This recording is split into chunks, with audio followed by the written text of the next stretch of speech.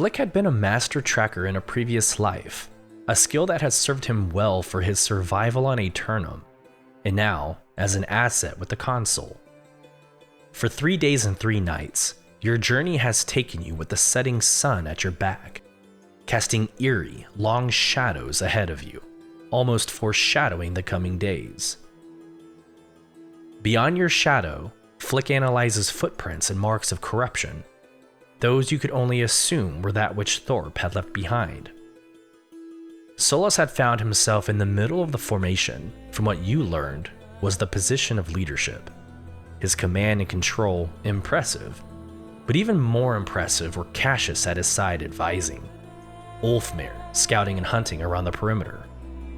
This element of 4 moved like a river over rocks, bending and bounding as a strategic and tactical effort. You are still finding your place. You know the Consul values you, but you doubt yourself, even more so on this island where rules and reality bend and bound as they do.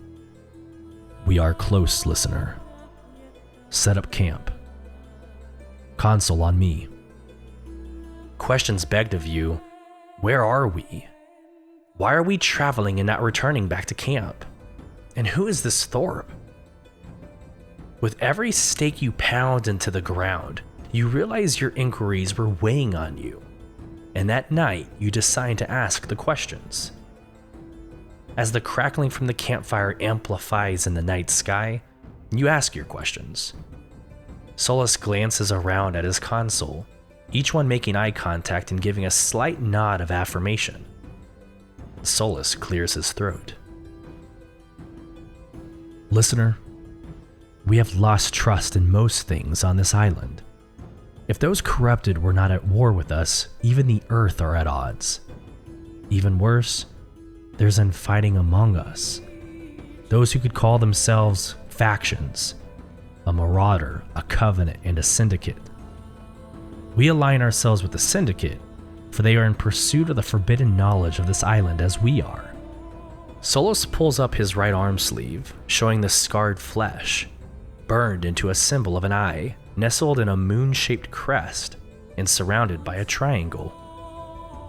However, we must bind these factions together if we are to survive the day. A musket's aim truer, with its muzzle resting on a tripod, than the edge teetering on a singular post. It is horrifically humorous, however, that we kill each other knowing we cannot die.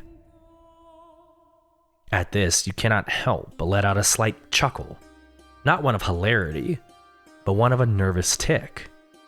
Sulyce continues, side-eyeing your reaction. We on Aeternum do not die. Azoth is around us. It's through us. It is us. I have seen the kiss of death myself, and the miracle of the tree. Sulyce recalls dying, visiting his daughter and wife, and through an Azoth-filled necklace and what appeared to be Yggdrasil, returned to life before meeting Ulfmare. Of course, this blessing has its curse.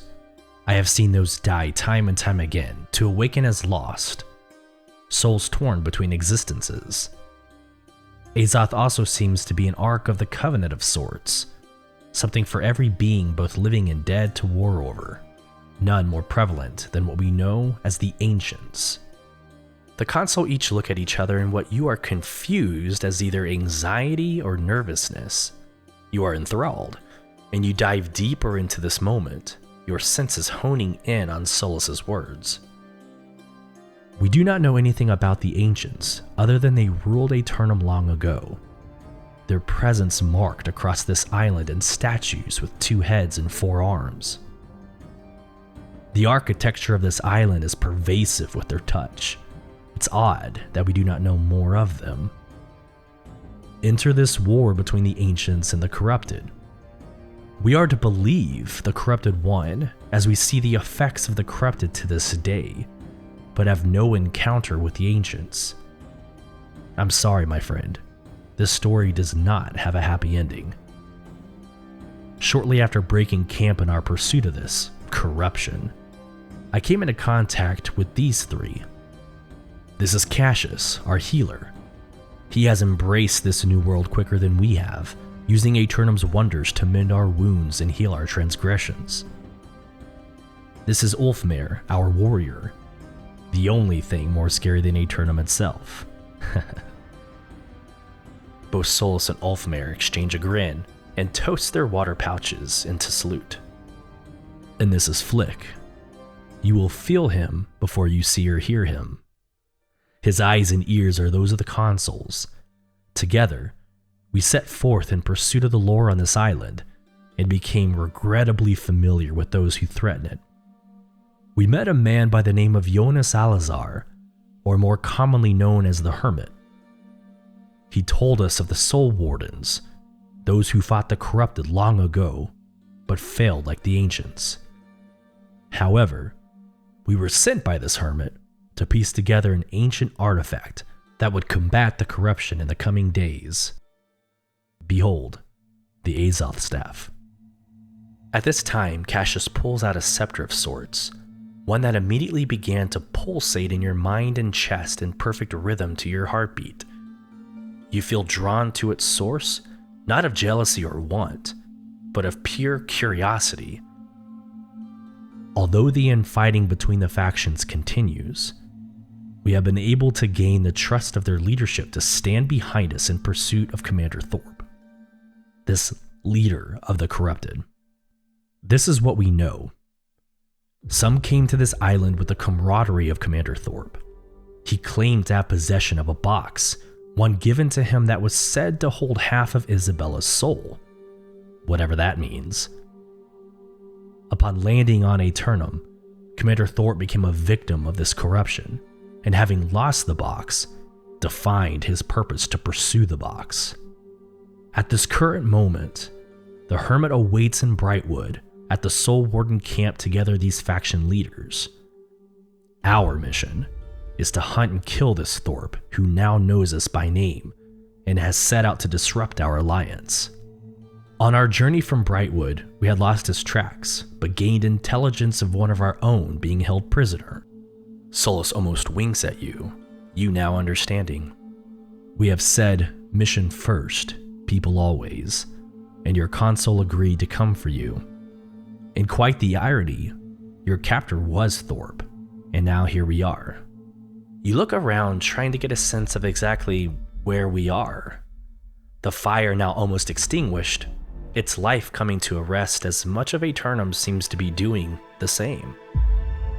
Shadows dance alongside the animal skin tarp of a tent. The sound of frogs taking their baths in a nearby pond, its fish causing the slightest ambience of ripples. The forest around you seems to engulf your senses, but at the last bit of light from the fire, something catches your eye against a rock face, about 100 meters from the campsite. As your eyes start to focus on what clearly is a blocked entrance to the mountainside's belly, you ask about where exactly we are. Sulyce answers, and your heart begins to sink to the lowest depths of your soul. They call this place the Restless Shores. Sulyce points at the entrance you are clearly fixated on. We go inside at dawn. There we will find Commander Thorpe's army, and if we are as fortunate, we'll find Commander Thorpe himself. Ready yourself, Seeker, for tomorrow we fight.